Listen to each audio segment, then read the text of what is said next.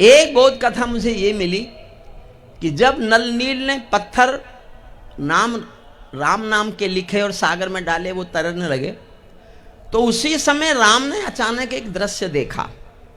राम ने देखा एक गिलहरी पेड़ से उतरी, सागर में भीग कर बाहर आई, अपने बदन से रेता लपेटा, सागर में धो दिया, फिर बाहर निकली, फिर रेता लपेटा, फिर सागर में धो दिया, फिर बाहर निकली, फिर रेता लपेटा, फिर सागर में धो दिया।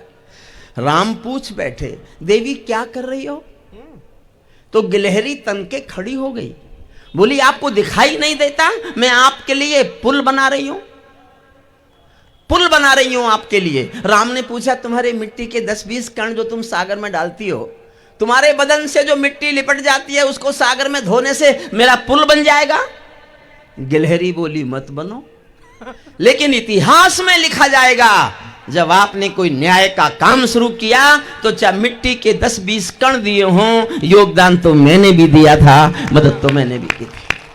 क्या बात है बड़े भैया, वाह वाह। मैं एक और बोध कथा आपको सुनाता हूं। कविताएं आप जितनी चाहेंगे मैं सुना दूंगा। जब मैं 1 घंटा बोल लूंगा तब मेरा गला खुल जाएगा। स्वागत। ठीक है, हाँ, अपने को भी पूरे वसूलना है। अब इसकी तरफ देखो मत, ये बहुत प्यारा, मेरा बहुत प्यारा, बहुत आत्मीय है। और अगर ये कल मेरे साथ उदयपुर नहीं होता तो मैं आज गणपत भंसाली जी आपसे माफ़ी मांगता, कुंज पंसारी जी से माफ़ी मांगता, सबसे माफ़ी मांगता। और ये मेरे जीवन का एक दुर्भाग्य होता कि सबसे एक पुण्य का कार्यक्रम जो 22 जनवरी की पूर्व संध्या पर है, मैं उससे वंचित हो जाता। मैं उससे वंचित होना नहीं चाहता था, उसमें अपना नाम लिखवाना चाहता था, इसलिए मैं बहुत बुरी हालत में आपके बीच आया और बहुत बुरी हालत में आपके सामने कविता पाठ कर रहा हूं। नल नील ने पत्थरों पर राम लिखा, पत्थर तैरे, ये खबर लंका पहुंची तो लंका की जनता ने रावण से कहा कि क्या तुम भी पत्थर पर रावण लिख के तैरा के दिखा सकते हो? वो तो कोई मायावी राजा है, उसके नाम के पत्थर तैरते हैं, उससे तुम्हारा युद्ध होगा, तुम उसकी पत्नी को चुरा के ले आए हो, पहले हमारे सामने पत्थर पर रावण लिख के तैरा के दिखाओ। और कहानी में यह लिखा मिलता है कि रावण ने भी जनता के सामने पत्थर पर रावण लिखा, उसको सागर में छोड़ा, पत्थर तैर गया।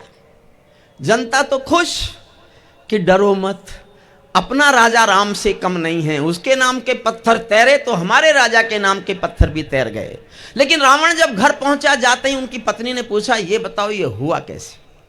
मैं जानती हूं तुमको पानी पर पत्थर तैराने की कोई विद्या नहीं आती, पत्थर तैरा कैसे? तो रावण की आंखों में आंसू आ गए, बोला धीरे से, किसी को बताना मत, मैंने पत्थर पर रावण लिखा, उसे समुद्र में छोड़ा, उसे धीरे से कह दिया तुझे राम की कसम है जो डूबा।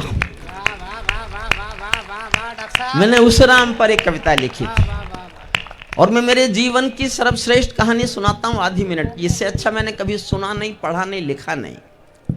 सीता को चुराने के बाद रावण रोज रोता था, रोज सिसकता था, रोज तड़पता था, क्योंकि सीता ने कभी आंख उठाकर रावण को देखा ही नहीं। क्या बात है, कभी नहीं देखा सीता ने रावण की ओर।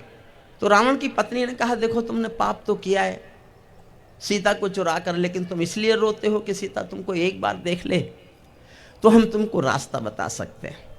रास्ता यह है कि तुम मायावी हो, मामा को सोने का हिरण बना सकते हो, तुम माया से राम का चेहरा लगाओ, माया से राम का चेहरा लगाकर अशोक वाटिका में चले जाओ, सीता मां समझेगी कि राम खोजते खोजते आ गए, तुमको देख लेगी, तुम्हारा रोना तो बंद होगा। इतना सुनते ही रावण फपक कर रोया और उसने कहा, देवी समझना साहब, इस कथा को कभी भूलना मत जीवन में। रावण ने कहा, देवी ये कोशिश तो मैंने सीता को चुराने के बाद न जाने कितनी बार की, लेकिन मैं जैसे ही राम का चेहरा लगाता हूं, मुझे हर पराई स्त्री में अपनी मां दिखाई देने लगती है। वो है एक राम का चरित्र, वो राम का चरित्र है, अद्भुत।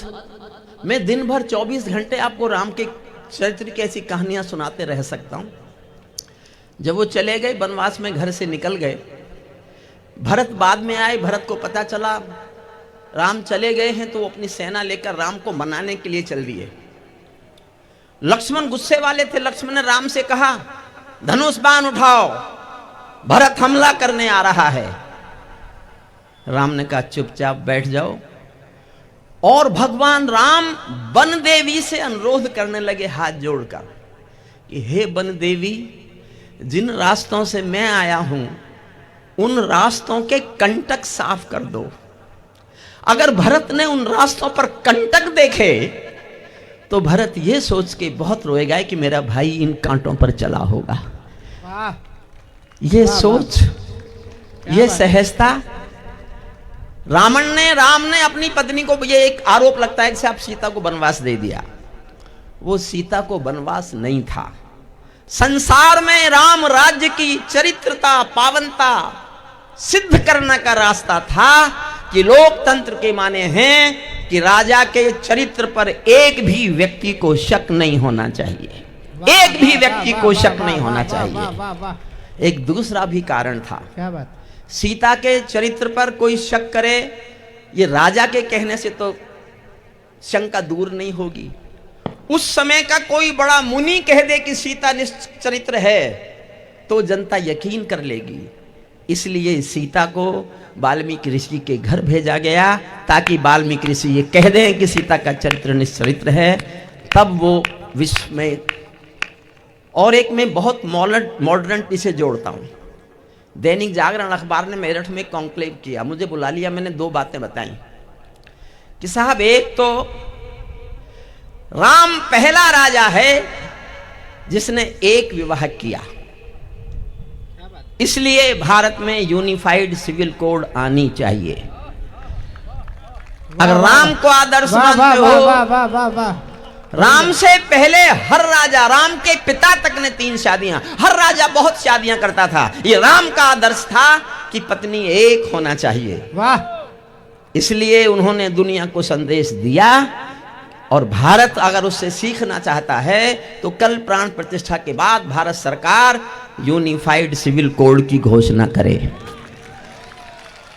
जोरदार तालियां। और दूसरी बात, राम के केवल 2 बच्चे थे। अगर भारत सरकार चाहती है कि राम राज्य आए तो जनसंख्या नियंत्रण कानून कल से ही लागू हो जाना चाहिए। राम का मंदिर हमारा आदर्श होना चाहिए, आदर्श होना चाहिए। बाबर हमलावर था, मन में गढ़ लेना। बाबर हमलावर था, मन में गढ़ लेना। इतिहासों में लिखा हुआ है, पढ़ लेना। जो तुलना करते हैं बाबर राम की, उनकी बुद्धि होगी किसी गुलाम की। राम हमारे गौरव के प्रतिमान हैं। राम हमारे भारत की पहचान है। राम हमारी पूजा है, अरमान है। राम हमारे अंतर्मन के प्राण हैं। राम हमारे घट घट के भगवान हैं। मंदिर तो ये पूजा के सामान हैं। मंदिर तो ये पूजा के सामान हैं। मंदिर तो ये पूजा के सामान हैं। सत्य सनातन ज्योतिर्मय, मेरी 2 लाइन बहुत ध्यान से सुनना। सत्य सनातन ज्योतिर्मय दिनमान बनेगा दुनिया में। आय हाय, आय हाय, आय हाय। सत्य सनातन ज्योतिर्मय दिनमान बनेगा दुनिया में। राम का मंदिर भारत की पहचान बनेगा दुनिया में। राम का मंदिर भारत की पहचान बनेगा। कथा समाप्त हुई। 1-2 प्रसंग और हैं, बहुत अद्भुत प्रसंग हैं वो, लेकिन वो पंक्ति भी सुनाओ। इस समय दीदी माँ, जो लोग साध्वी ऋतंबरा जी को, पूज्य दीदी माँ को सुनते होंगे, एक बार तो दीदी माँ के लिए ताली बजाइए। इस समय दीदी माँ जो डॉक्टर हरिओम पवार की पंक्तियां सर्वाधिक कोट कर रही हैं। राम नहीं मिलते हैं, राम नहीं मिलते हैं ईंटों, राम नहीं है नारा बस विश्वास है। आहा आहा, सुनिए भाई, ये मैंने 92 में लिखा था साहब। वाह वाह वाह वाह। राम नहीं है नारा बस विश्वास है, भौतिकता की नहीं है दिल की प्यास है। साहब, अपने दिल पर हाथ रखकर सोचो, क्या हम राम को कहीं से ला रहे हैं? क्या बात, राम तो क्या राम नहीं है हमारे भीतर? राम का अस्तित्व नहीं है हमारे यहाँ? एक पूजा स्थल नहीं था, उसकी कमी महसूस करते थे, वो पूजा स्थल की कमी पूरी की जा रही है। वरना तो राम में देसी हमेशा से है। राम नहीं है नारा बस विश्वास है, भौतिकता की नहीं है दिल की प्यास है। राम नहीं मोहताज किसी के झंडों के, सन्यासी साधु संतों या पंडों के। राम नहीं मिलते ईंटों में गारा में, राम मिले निर्धन की आंसू धारा में। राम मिले हैं पंचवटी की छाँव में, राम मिले हैं अंगद वाले पाँव में। राम मिले हैं अंगद वाले पांव में, राम मिले हैं वचन निभाती आयु को, राम मिले हैं घायल पड़े जटायु को, राम मिले ममता की मां कौशल्या को, राम मिले हैं पत्थर बनी अहिल्या को, राम नहीं मिलते मंदिर के फेरों में, राम मिले शबरी के झूठे मोरों में, राम मिले शबरी के। जय श्री राम। और साहब मैं बुखार में बोल रहा हूं, इसलिए कुछ ऐचक बैचा बोल रहा हूं तो मुझे कानून माफ कर दे। राम नहीं है नारा बस विश्वास है, राम को देना है तो राम का देश दो। वाह। अगली पंक्ति बहुत महत्वपूर्ण गा रहा हूं मैं। राम को देना है तो राम का देश दो, नक्शा एक बनाओ अगले दौर का, दिल्ली पिंडी ढाका और लाहौर का, नक्शा एक बनाओ अगले दौर का, ढाका दिल्ली पिंडी और लाहौर का। जी बैठ जा बेटे। कोई नहीं, मैं अब एक कविता सुनाता हूं आपको, मैं जिसके लिए आया हूं। हमारे गणपत भंसाली बहुत बहुत पुराने मित्र हैं और मैं पिछले 40 साल से पहली बार है कि उनके घर का खाना नहीं, क्योंकि खाना खाने की हालत में नहीं था तो आज मैंने उनके घर का खाना नहीं खाया, वरना मैं 40 साल से गणपत भंसाली के घर का नमक खाता हूँ। उनके घर के नमक का इतना कर्जा है जिसको मैं सूरत में कितनी बार आऊँ मैं उसको उतार नहीं सकता। आज पुरोहित जी से परिचय हुआ, वो भी बहुत ही मन के अच्छे आदमी हैं। बेटे बैठ जाओ, मैं एक कविता सुना, मैं एक अच्छी कविता सुना दूँ आपको, उससे आपको ये लगेगा कि ये कवि कुछ पढ़ा लिखा भी है। तुम भी बैठ जाओ बेटा, ब्लैक डायमंड बैठ जाओ। और मैं कविता की पहले 4 लाइन सुना रहा हूं, वो फैसला करेंगी कि आप इस कविता को सुनना चाहते हैं कि नहीं सुनना चाहते। चौथी लाइन में कविता का शीर्षक है, अरे भैया बैठ जाओ ना, बुखार के आदमी के फोटो को कहां छापोगे? और अब ये छपने लायक चेहरा रहा है क्या? अच्छा इनको तो और कोई काम नहीं, इनकी शादी नहीं हुई, इनकी शादी नहीं हुई, इनकी शादी नहीं हुई। अच्छा जिनकी हो गई, इस देश में वो ही कुछ कर सकता है जिसकी नहीं हुई। अब इनको पता नहीं, हमारी हो गई तो हमारे 3 बच्चे हैं, इसमें क्या बड़ी बात। पढ़ेंगे तो आके मेरे स्कूल में ही। ताऊ जी जो हो, बैठ जा बेटा। पढ़िए। देखिए मैं सचमुच मैंने आज अपने को बहुत कष्ट में महसूस किया, आज और कल, और मैंने जीवन में अपने को इतनी गालियां दी, माफ करना मैं अब कोई गर्वोक्ति नहीं कर रहा। मेरे मन ने मेरे भीतर से बार बार यह सवाल पूछा कि मैं इस हालत में भी कवि सम्मेलन में क्यों हूं, क्यों हूं? मेरे पास इतना पैसा है मैं गिन नहीं सकता उसे, लेकिन मेरी आत्मा मुझे कचोट कचोट कर पूछती रही कि तुम इन कवि सम्मेलनों में अब आते क्यों?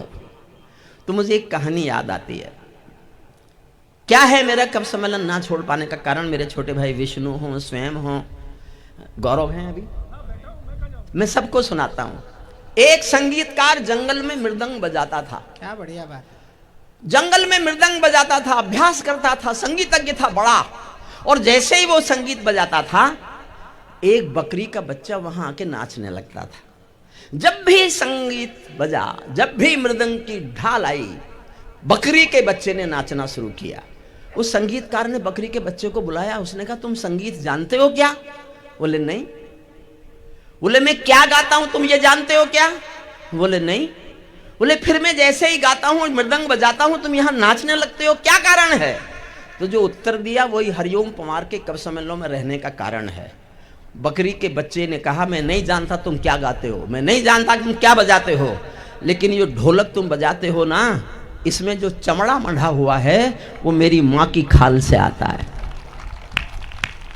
तो क्योंकि मैंने जीवन बिताया है इस विधा में, जीवन बिताया है जनता के बीच, मैं इसके बिना रह नहीं सकता। दुनिया की कोई दौलत मुझे जनता से दूर नहीं रख सकती, दूर नहीं कर सकती। भगवान करे। और मैं सांसद भी, एक बार जरा आशीर्वाद की तालियां उठाइए मित्रों। देखिए जो लोग 3 जा रहे हैं, आप तीनों वापस आ जाइए, मैं बहुत अच्छी कविता पढ़ने जा रहा हूँ। तीनों वापस आ जाइए। बैठ गए, तीनों बैठ गए, तीनों वापस आ जाइए। मैं आप तीनों का आभार मानता हूँ। इस दुनिया में कोई किसी का कहना मानता है क्या, मोदी जी के अलावा? आपने मेरा कहना मान लिया। चौथी लाइन में कविता का शीर्षक है, एक मेरी सबसे नई कविता है, जुबान पर चढ़ी हुई है, और मैं ऐसा मानता हूं उस कविता की आज भी आवश्यकता पड़ने वाली है। अगला काम वही है। चौथी लाइन पर आपको लगे कि ठीक है हम ये सुन सकते हैं, आधे लोगों ने ताली बजाई तो आधी कविता सुनाऊंगा, एक चौथाई तालियां बजी तो एक चौथाई सुनाऊंगा, और सबकी तालियां समवेत उठ गई तो पूरी कविता सुनाऊंगा। चौथी लाइन पर फैसला करना, सुनिएगा। स्वागत स्वागत है। पैरों में अंगारे बांधे सीने में तूफान भरे। मैं आज पहली बार मंच के पीछे से अपने छोटे भाई बहनों का भी समर्थन मांगता हूं, ये मेरी व्यवस्था है, वरना मैं कभी किसी का समर्थन मांगता नहीं, लेकिन आज उनका भी आशीर्वाद चाहिए। सबने बहुत अच्छा पढ़ा, बहुत। गौरव चौहान ने बहुत श्रेष्ठ शुरुआत दी, बहुत श्रेष्ठ शुरुआत दी, उमंग दी, उत्साह दिया, कवि सम्मेलन के प्रति एक आकर्षण पैदा किया। हमारे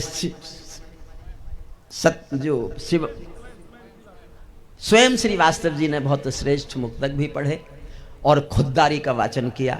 विष्णु सक्सेना की तारीफ करने से कोई फायदा नहीं है, उसकी तारीफ कितनी भी करो कम रह जाएगी। बिटिया ने बहुत अच्छा पढ़ा, मैं पीछे सुन रहा था, उस समय मेरी तबीयत बहुत ज़्यादा खराब थी, और मैं इसके लिए चाहता हूं ये सदन एक बार जी भर के बहुत तालियां बजाए। देश का सर्वश्रेष्ठ संचालक जिसने मुझे इस हालत में भी कविता सुनने के लिए प्रेरणा दी, सुनाने की प्रेरणा दी, और आपके साथ इस तरह से कनेक्ट किया।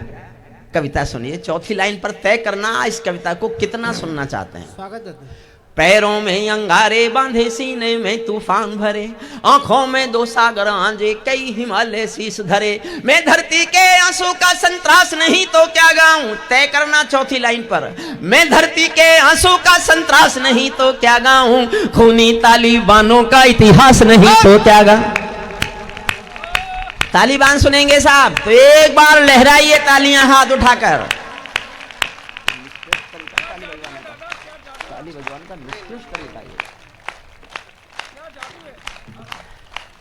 बहुत आभारी हूं आपका। मैं जानता हूं इसमें से आधी ताली सहानुभूति की है। नहीं नहीं ऐसा कि ये बीमार है, हमारे शहर में है, हमारा मेहमान है, इसको निराश करके नहीं जाना चाहिए, और ये आप नहीं निभाएगा तो दुनिया में कौन निभाएगा। सूरत तो संसार की सूरत बदलने वाली नगरी है, और आप तो आपकी संसार की खूबसूरत नगरी बन गई है।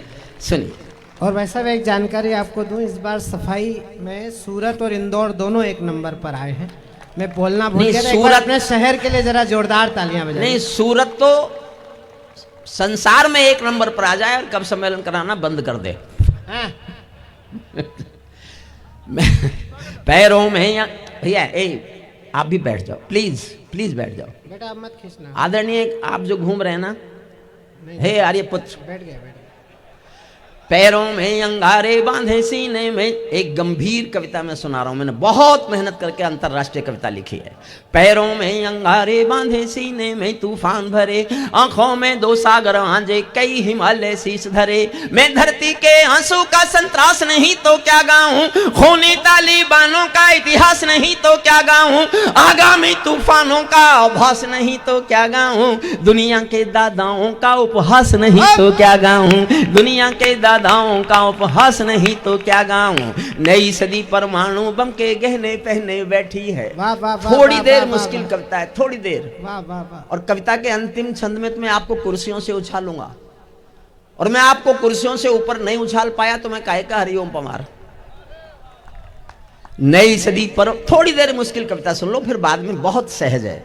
नई सदी परमाणु बम के गहने पहने बैठी है, घायल धरती मां अंबर से पीड़ा कहने बैठी है, पुरवैया बम बंदूकों का जहर उगलते देखी है, विस्फोटों की गर्म हवा से नदी उबलते देखी है, नदी समंदर पर्वत घाटी झरने सब बेनूर मिले, कुदरत की सुंदरता के आभूषण चकनाचूर मिले, कुदरत की सुंदरता के आभूषण चकनाचूर मिले, मैं मेहंदी पायल कंगन के गीत नहीं गाने वाला, मैं मेहंदी हरिओम पवार का चरित्र सुनिए, मैं मेहंदी पायल कंगन के गीत नहीं गाने वाला, आग छोड़कर चंदन बन के गीत नहीं गाने वाला, मैं उगते सूरज की लाली गाने वाला चारण हूँ, धरती पर मानवता के अधिकारों का उच्चारण हूँ, अंधियारों में शब्द किरण का उजियारा गाता हूँ मैं, धरती से आतंकवाद का निपटारा गाता हूँ मैं, धरती से आतंकवाद का निपटारा।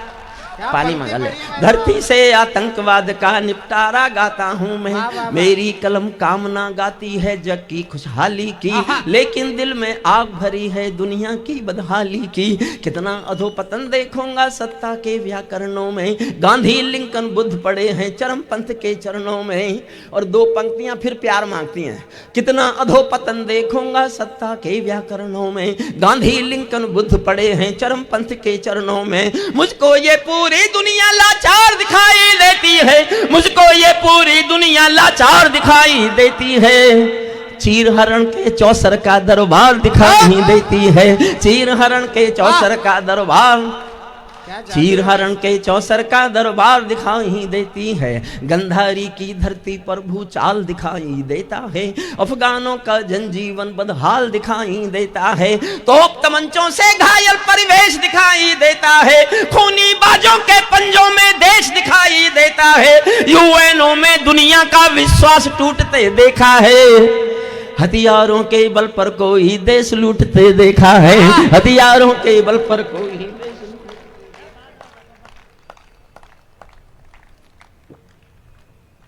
थोड़ा और साथ देना।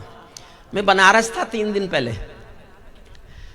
तो जैसे ही मेरी घुटने में चोट थी मैं बैठा तो मेरे एक दोस्त ने पीछे से कहा, मेरे वहाँ एक दोस्त प्रोफेसर था मेरे साथ, तो वो बनारस रहने लगा जाके।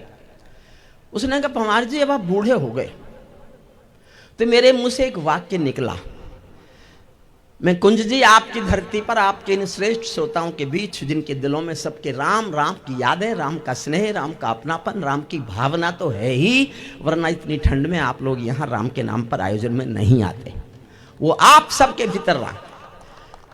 तो मेरे मुंह से ऐसे निकला कि देखो, जब सूरज शाम को ढलता है ना, उस वक्त भी उसका नाम सूरज ही होता है, उस वक्त भी उसका नाम सूरज। अब मेरा साथ देना बस आप।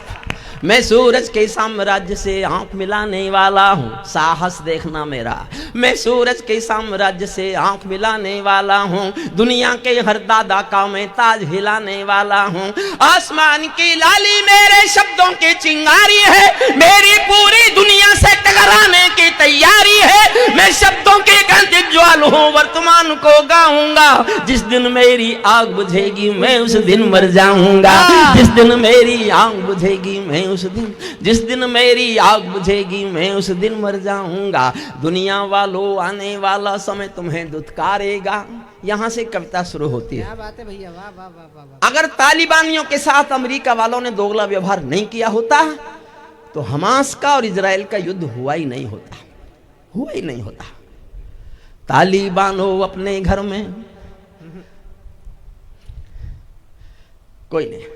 दुनिया वालों आने वाला समय तुम्हें दुत्कारेगा, दुनिया वालों आने वाला समय तुम्हें दुत्कारेगा। महाशक्तियों की चुप्पी पर थूकेगा, धिक्कारेगा। दुनिया के दादा आतंकों से लड़ने में चूक गए, तालिबानी एटम की सत्ता के मुंह पर थूक गए, तालिबानी एटम की सत्ता के मुंह पर। 8 लाइन सुनना तालिबान पर, 8वीं लाइन पर विस्फोट जैसी तालियां। मेरा मन है कि ये सदन पूरा विस्फोट जैसी तालियां उठाए, क्योंकि 8वीं लाइन आपकी समझ में आएगी। तालिबानी आतंकों की शैली गढ़ने वाले हैं, तालिबानी बर्बरता की सीढ़ी चढ़ने वाले हैं, तालिबानी यादों में लादेन छिपा कर बैठे हैं, अपनी आंखों में पिंडी के नैन छिपा कर बैठे हैं। ये भारत के जान हरण की दर्द भरी दुर्घटना है, काबुल के दूतावासों में विस्फोटों की घटना है। इनके कारण हम जेलों से कातिल छोड़े बैठे हैं। ये गौतम बुद्धा की प्रतिमा बम से तोड़े बैठे हैं, ये गौतम बुद्धा की प्रतिमा बम से, ये गौतम बुद्धा की प्रतिमा बम से तोड़े बैठे हैं। तालिबानों की बेशर्मी शर्म पड़ी पानी पानी, दहशतगर्दों के कोड़ों से पिटती हैं दादी नानी। दुनिया में पाषाण काल आ गया एक देश में, 800 साल पुराना पाषाण काल। लड़की स्कूल नहीं जाएगी, लड़की बाजार नहीं जाएगी, लड़की पढ़ने नहीं जाएगी, नौकरी नहीं करेगी। दुनिया में आपने सुना है कभी ऐसा पाषाण काल कहीं हो सकता है? लेकिन है। मैं एक पंक्ति में उस पाषाण काल की चर्चा कर रहा हूं। एक हमारा देश है, हमारे प्रधानमंत्री लाल किले से घोषणा करते हैं अगले 25 साल। आदरणीय वापस प्लीज वहीं बैठो जहां से उठे हो, और फिर उठे तो मणिपुर ले जाके मंत्री बनवा दूंगा। उधर बहुत चलती है मेरी, प्लीज मत उठिए, थोड़ी देर रुकिएगा। एक पंक्ति में उस देश का पाषाण काल गा रहा हूं, एक पंक्ति में। हमारे देश का प्रधानमंत्री लाल किले से घोषणा करता है कि आगामी 25 साल नारी अस्मिता के सम्मान के साल हैं, नारी अस्मिता के इज्जत के साल हैं, और एक देश में ये हालत। एक पंक्ति में सुनना। स्वागत भैया। तालिबानों की बेशर्मी शर्म पड़ी पानी पानी, दहशत गर्दों के कौड़ों से पिटती हैं दादी नानी। उनको कोई फर्क नहीं है उनके जीने मरने की, उनको कोई फर्क नहीं है उनके जीने मरने की। औरत केवल काया भर है बच्चे पैदा करने की, औरत केवल काया भर है बच्चे पैदा करने की। इनका दामन 7 समंदर साफ नहीं कर सकते हैं, अल्लाह भी इनके पापों को माफ नहीं कर सकते हैं। काबुल के हर चौराहे पर चीख सुनाई देती है, हर अफगानी सीने पर बंदूक दिखाई देती है। मैंने भूपर आतंकों के, मैंने भूपर मानवता के प्राण उचटते देखे हैं। जब यानों के पहियों से भी लोग लटकते देखे हैं, जब यानों के पहियों से भी लोग। मैं छोटी करता हूं कविता। अब मैं दुनिया के सबसे बड़े दादा के खिलाफ बोलता हूं, दुनिया का सबसे बड़ा दादा, जिसके खिलाफ भारत सरकार भी नहीं बोल सकती।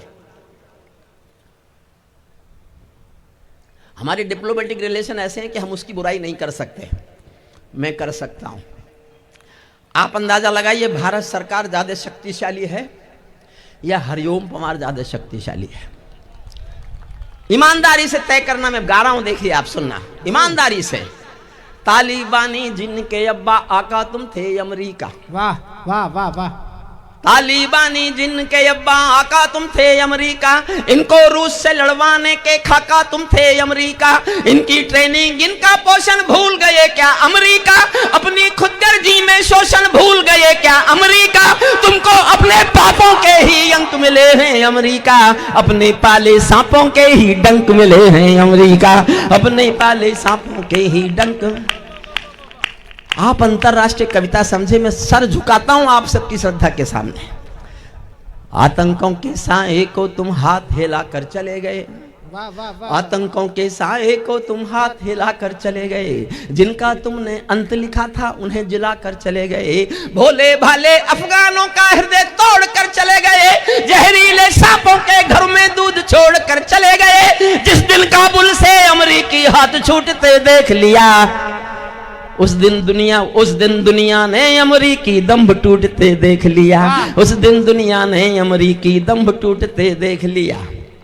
क्या अमरीका यूं ही अपने रिश्ते नाते तोड़ गया, अपने हथियारों को हेलीकॉप्टरों को छोड़ गया? सच तो ये है अमरीका ने बहुत दोगला पेच दिया, भोले भाले अफगानों को तालिबान को बेच दिया, भोले भाले अफगान। मैं छोटी करता हूं कविता का अंतिम हिस्सा पढ़ता हूं जो मैं सुनाना चाहता था।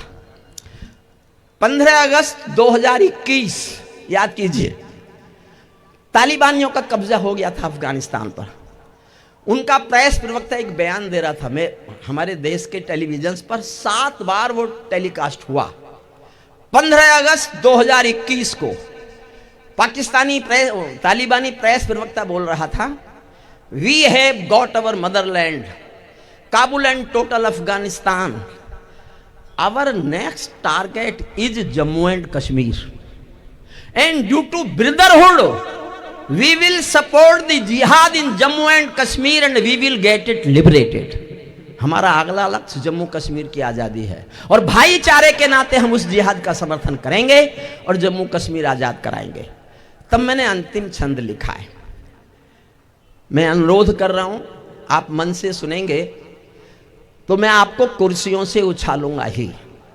मैं रिस्क ले रहा हूं ये कहकर, और आप आज चाहें तो ये तय कर लो कि नहीं उठते, ये क्या कर लेगा बुखार में, लेकिन मेरा भरोसा है कि मैं आपको कुर्सियों से उछाल दूंगा। अंतिम छंद सुन लीजिए, स्वागत। ये भी समर्थन करे। स्वागत। बैठ जाओ। किसकी तलाश? जोर से आ गई उसको। अच्छा, जल्दी जा। हाँ, बीच में नहीं छोड़ दे। हाँ भेजो, नहीं तो क्या करोगे। बैठ जाओ भैया, बैठ जाओ। कुछ नहीं, चाय का पूछ रहा था। अब तुम्हारे रहते हुए चाय के अलावा मिलेगा भी क्या है? स्वागत, सुनाइए। अब कवियों को चाय नहीं मिलनी चाहिए। क्यों? अगर चाय मिले तो सारी ऑडियंस को मिले। सब तो पी रहे इतनी देर से। सब पी रहे हैं तो भाई कवियों को भी दे दो। तुम कुछ अच्छा देखते। अंतिम छंद सुन लीजिए। देखिए जो कुछ हुआ ये सूरत की जनता का। वो छोड़ो, इतनी अच्छी पगड़ी पहनाई थी वो उतार दी। ठंड से तो बच रहे थे कम से कम। एक बार और पहनाने की कोशिश करी थी, अगर वो पहन ली होती तो अभी मेरे शरीर का छोरा साथ घूमता इनके। हे भगवान, हे भगवान। लेकिन कभी भी ना घर वालों की मानी ना अपनों की मानते। चंदा अब इतनी ठंड गिर रही है उसके बाद भी पगड़ी उतार दी। चंदा तारे मुझको भी बहकाने आए थे, जब इन जैसों की हो गई। इनका चेहरा देखो। चंदा तारे मुझको भी बहकाने आए थे, गजरे कजरे सांसों को महकाने आए थे, लेकिन मैं उन सब का ही एहसान नहीं रखता। रोली कुमकुम को घर में मेहमान नहीं रखता। रोली कुमकुम को घर में। और मैं सब बोलता नहीं हूँ, मुझे कभी बोलने की जरूरत नहीं पड़ी। ये सब चिल्लाते रहते हैं, चिल्लाते रहते हैं, चिल्लाते रहते हैं। मैं पहली बार बोल रहा हूँ, पहली बार। अगर कोई व्यक्ति एक याद के लिए 50 साल गुजार दे तो क्या इससे भी बड़ा कोई प्यार होता है क्या? था तो सही, मतलब वाह, कंफर्म हो गया। ताली बजाओ एक बार जोरदार। ताली बानो। अपने अंतिम छंद सुन लो, मन से सुनो, झूम के सुनो। वाह वाह। ताली बानो, अपने घर में नाचो कूदो खेल करो। भारत बोल रहा है, दुनिया से बात कर रहा है। भारत बदल गया है। अब भारत माता की जय मत बोलो, अब बोलो दुनिया के बाप की जय। वाह। बड़े लोग बड़े ही होते हैं, जरा बड़ी तालियां बजाइए। देश बदलता नहीं, इसलिए डॉक्टर रूस और यूक्रेन युद्ध करते हैं। जिन बच्चों के पास में तिरंगा झंडा होता है उनको पासपोर्ट माना जाता है और दोनों सेनाएं हट जाती हैं। ये बदलता है। और एक नया बता रहा हूं आपको, नया। जो भी कोई यूरोप का नेता आता था, गांधी की समाधि पर जाता था, वहां पर जासूसी कुत्ते घुमाए जाते थे सुरक्षा के लिए। हर बार गांधी की समाधि पर जासूसी कुत्ते घूमे। ये पहला मौका था, G20 के सारे दादा आए थे और सब नंगे पैर बिना सुरक्षा गांधी की समाधि पर घूमते हुए। ये है बदलता हुआ भारत। अंतिम बात, अंतिम सुनना और मन से सुनना। ताली बानो, अपने घर में नाचो कूदो खेल करो। ताली बानो, अपने घर में नाचो कूदो खेल करो। जिससे चाहो जंग करो तुम, जिससे चाहो मेल करो। लेकिन मेरे कश्मीर के सपन देखना बंद करो। लेकिन मेरे कश्मीर के सपन देखना बंद करो। पाकिस्तानी गरम तवे पर हाथ सेकना बंद करो। पाकिस्तानी गरम तवे पर हाथ सेकना बंद करो। तालिबानी अब्बा चाचा जो भारत में आएंगे, कहते हैं हम ब्रदरहुड के नाते आएंगे, भाईचारे के नाते तो कश्मीर आएंगे। तालिबानी अब्बा चाचा जो भारत में आएंगे, ओसामा की तरह समंदर में दफनाए जाएंगे। ओसामा की तरह समंदर, ओसामा की तरह समंदर में दफनाए जाएंगे। हम घाटी में आतंकी अभियान कुचल कर रख देंगे।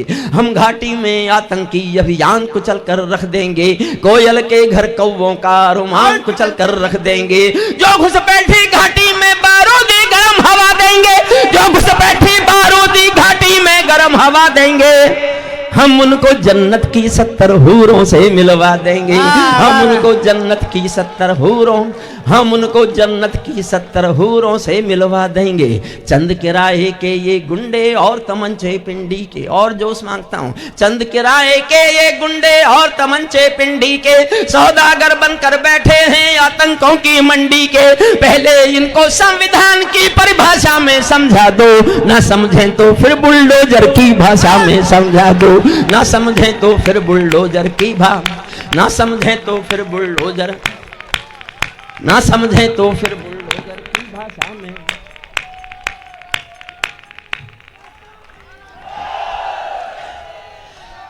बैठिए, आगे मौका दूंगा, आगे और मौके दूंगा। ना समझें तो फिर बुलडोजर की भाषा में समझा दो। बंदूकों की गोली का उत्तर सद्भाव नहीं होता। हत्यारों के लिए अहिंसा का प्रस्ताव नहीं होता। कोई विषधर कभी शांति के बीज नहीं बो सकता है। और भेड़िया शाकाहारी कभी नहीं हो सकता, और भेड़िया शाकाहारी कभी नहीं हो सकता है। धरती पर हत्यारी बंदूकों ने तर्पण नहीं किया, दुनिया में आतंकवाद ने कभी समर्पण नहीं किया। ये केवल कुचला जाता है, दूसरी राह नहीं होती। संकल्पों के निर्णय को जग की परवाह नहीं होती। जिस दिन भारत आतंकों पर पूर्ण विजय पा जाएगा, उस दिन पाकिस्तान हमारे चरणों में आ जाएगा, उस दिन पाकिस्तान हमारे चरणों में। भारत ने हर समझौते का आदी बनना छोड़ दिया। और अगली पंक्ति जो मैं गा रहा हूं, क्या बात है भैया। जब मैंने लिखी तो मैं कई दिन के लिए रुक गया, भूखा भी रहा, सोया भी नहीं कि मुझसे गलती तो नहीं हो गई। लेकिन मैंने डॉक्यूमेंट पढ़े 1948 के बंटवारे के समय के। बहुत गंभीर बात है। मैं कानून का प्रोफेसर रहा हूं तो मैंने बहुत पढ़ा उन दिनों के सब डॉक्यूमेंट्स को। तो फिर मुझे लगा, मुझे अगर मैं नहीं बोलूंगा तो शायद कोई नहीं बोलेगा। क्या बात है भैया। मेरी बात ठीक लगे तो हौसला देना कि मैं डरना छोड़ दूं कि मैंने कुछ गलत लिखा है।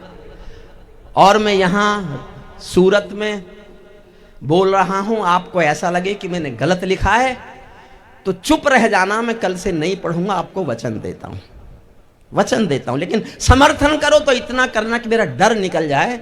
अगर मैं सूरत में पढ़कर आपका समर्थन प्राप्त कर सकता हूं, फिर मुझे दुनिया में कहीं डरने की जरूरत नहीं। भारत ने, समझकर तालियां बजाना, भारत ने हर, पहले वो डॉक्यूमेंट बताओ 1 मिनट। बहुत गंभीर बात है, इतिहास में मुझे भी पहली बार बहुत, देखिए शॉर्ट में बताता हूं। लोग सुन रहे हैं। जब भारत पाकिस्तान का बंटवारा हुआ, सुनने लायक बात। तो जमीन आबादी के हिसाब से बटी। 33 करोड़ जनसंख्या थी, 22 करोड़ हिंदू थे, 11 करोड़ हमारे दूसरे भाई थे। जनसंख्या के आधार पर 1/3 जमीन उनको पाकिस्तान और पूर्वी पाकिस्तान की दे दी गई। 1/3 जमीन, 1/3 जनसंख्या के आधार पर। वो 11 करोड़ थे, हम 22 करोड़। बंटवारे के बाद 3 करोड़ गए नहीं। उन 3 करोड़ लोगों की जमीन वापस क्यों नहीं मांगी गई? या तो वो 3 करोड़ भारत छोड़कर जाएं, या उन 3 करोड़ मुस्लिम भाइयों के हिस्से की जमीन वापस लाएं, ये कानून कहता है। वाह वाह वाह वाह वाह वाह वाह वाह वाह। अब एक लाइन सुनना मेरी, समर्थन करो तो बहुत जी भर के करना। भारत ने हर समझौते का आदी बनना छोड़ दिया, भारत ने हर समझौते का आदी बनना छोड़ दिया। कुछ बातों में हमने बापू गांधी बनना छोड़ दिया, कुछ बातों में हमने बापू गांधी बनना छोड़ दिया। नई सदी का भारत है ये 62 वाला दौर नहीं। वाह वाह वाह वाह। आप अभी आ रहे हैं? हाँ। मैं पहला कवि हूं, आ जाओ। पहला कवि हूं मैं।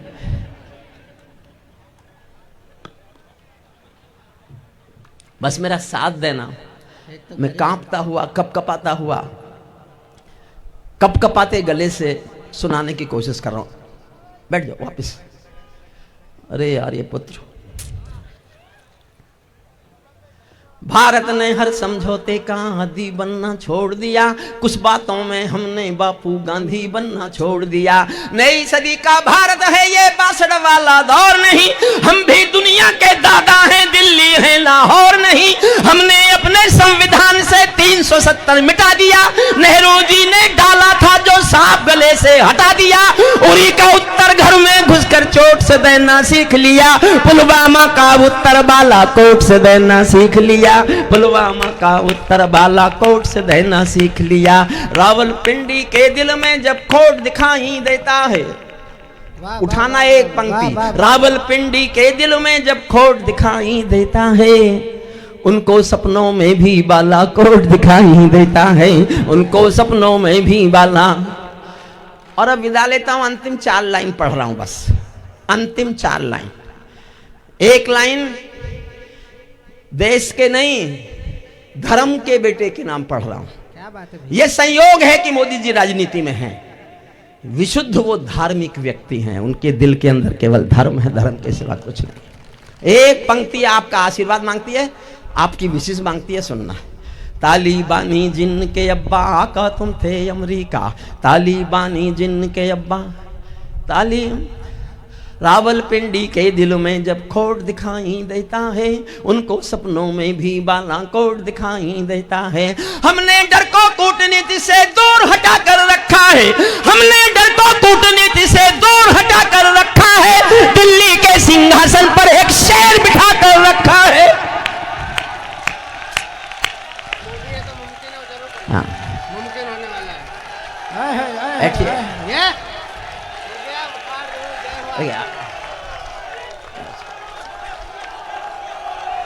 हमने डर को कूटनीति, अंतिम 2 लाइन सुन लीजिए, वो ज्यादा महत्वपूर्ण। हमने डर को कूटनीति से, ये मेरा पुरस्कार है। और 22 जनवरी शुरू हो गई है, 22 जनवरी का प्राण प्रतिष्ठा का। एक बार मेरे साथ नारा लगाइए, जय श्री राम। अंतिम लाइन सुनिए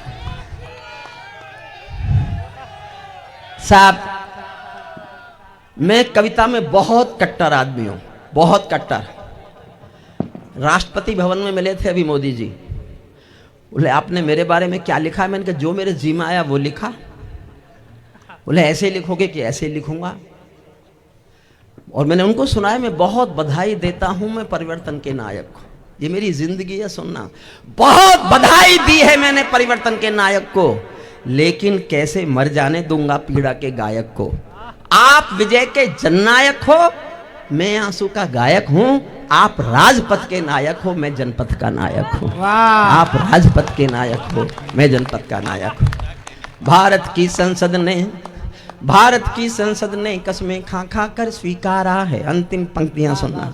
भारत की संसद ने कसमें खा खा कर स्वीकारा है, पाकिस्तानी कब्जे वाला सब कश्मीर हमारा है। पाकिस्तानी कब्जे वाला सब कश्मीर हमारा है।